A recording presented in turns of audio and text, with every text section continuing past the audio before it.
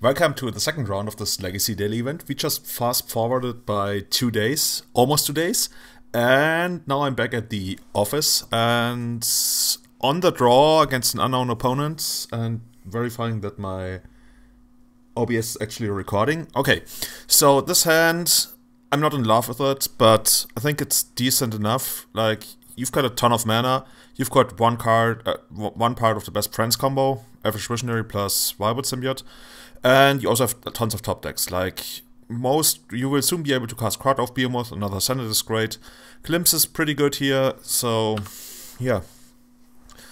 Like, this hand draws 2 or 3 cards before it actually needs to find something that means business, and I think the odds in that case are maybe not far in our favor, but something I would gladly take. I don't always want to keep a hand like this, but I mean, this hand I will always keep, but if I had the choice, I think our average hand is slightly better than this. But okay, let's see.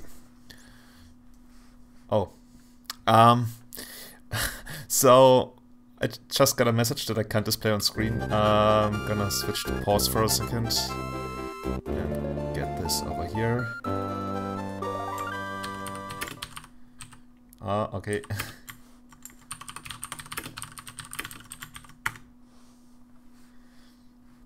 And then we get back to this. Okay. My secret government agent messages telling me what to do on my next assignment in, I don't know, Russia or somewhere. We use Magic Online for communication because it's actually the safest way, because nobody would ever like trace Magic Online communication that way.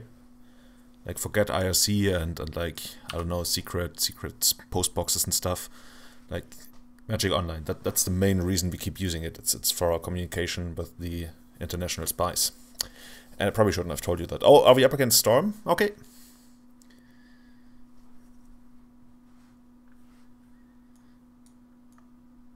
Oops, I didn't mean to do that. Let's get back to this.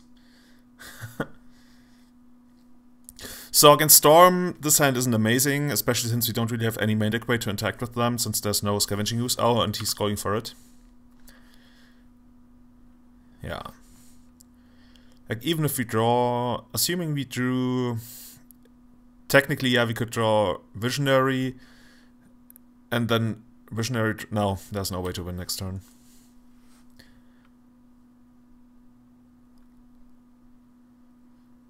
Okay. We'll just watch him go through the motions.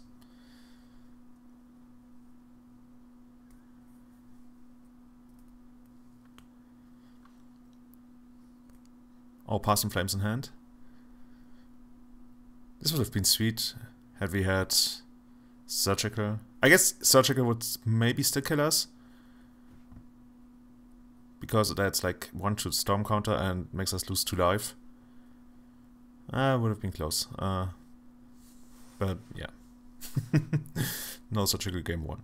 I've seen people run Surgical game 1 because, okay, that's pretty far out there.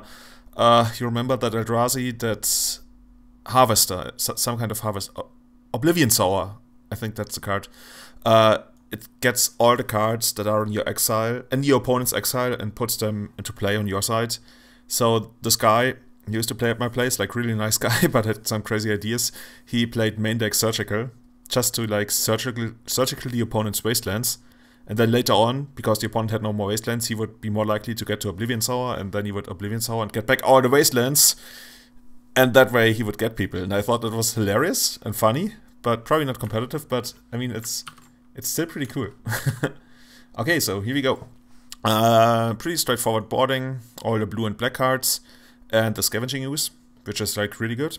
Taking out Nissa because she's a little bit too slow. Taking out all the glimpses all the time against this kind of deck.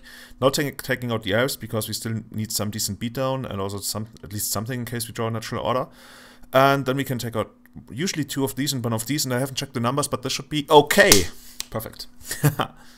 Still got it. As in remembering my sideboard plans? Yeah.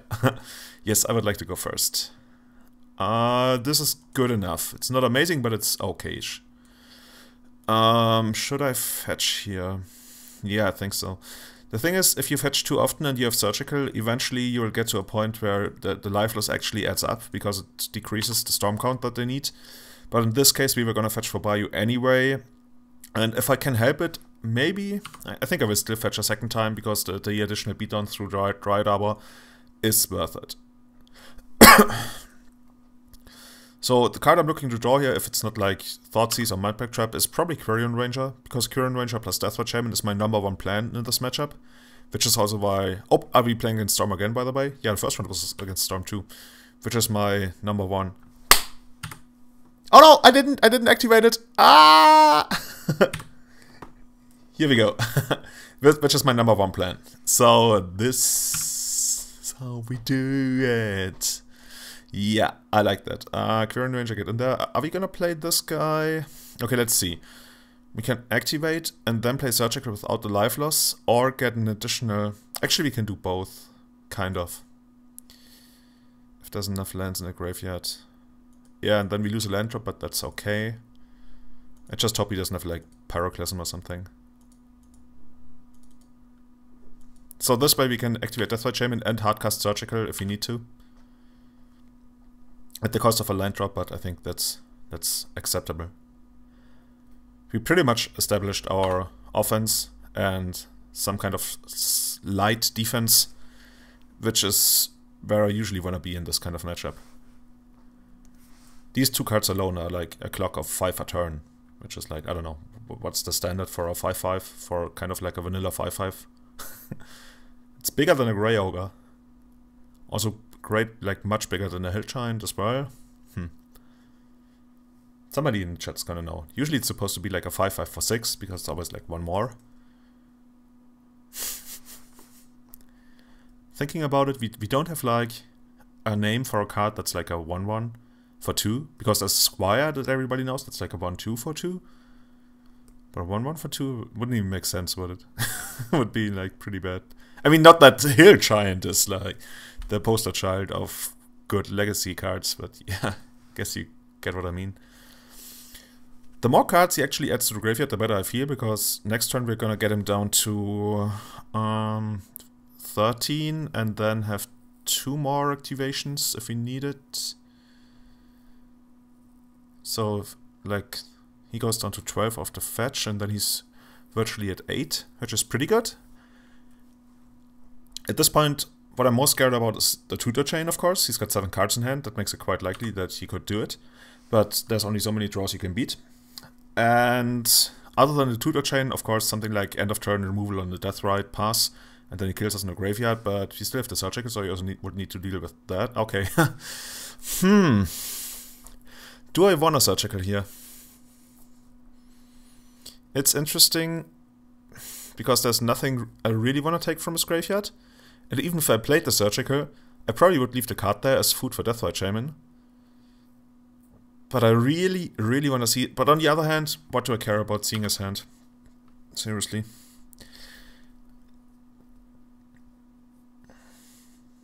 There are some scenarios where it would matter to see his hand, but right now, all the cards I kind of want to draw are either discard or win me the game outright. I'm gonna take the Brainstorm, that's the best here. Okay, this is not winning the game. Now that we get this, we could actually attack with Death Ride. No, we can't.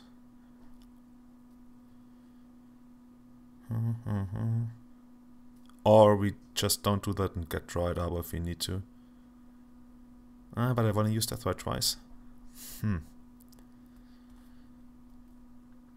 But if I... No, that's fine, we're gonna do it like this. I can still use Death Ride twice and I can't use it 3 times anyway. So we play it like this.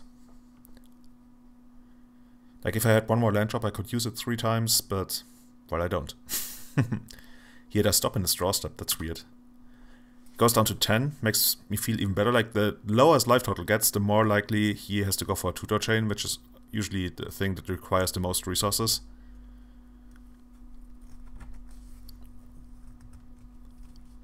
I mean, I've been killed from ad nauseam on 3 life, but yeah, that happens like once in a lifetime. I hope.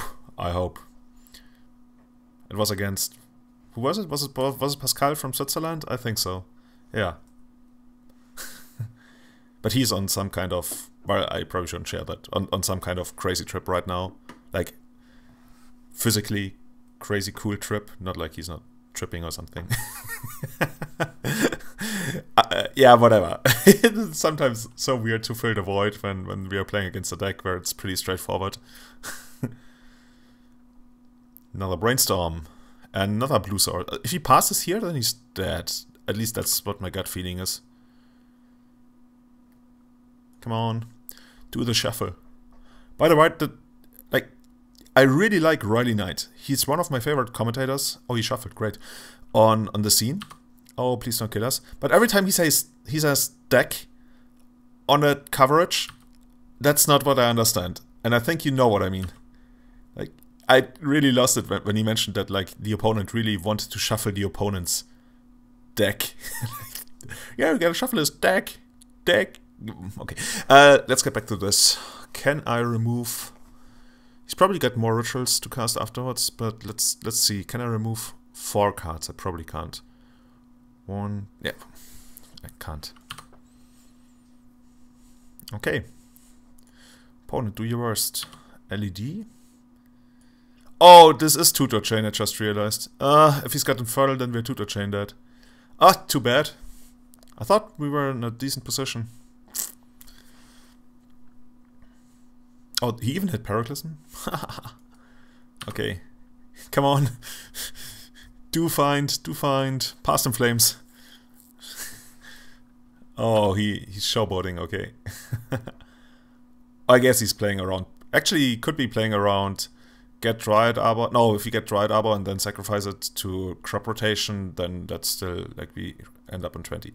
Well. Yeah, we got the, he's got that one. Anyway, see you next round, hopefully with a non-storm matchup. I'm kind of tired of this right now, at least casting-wise. See ya, guys.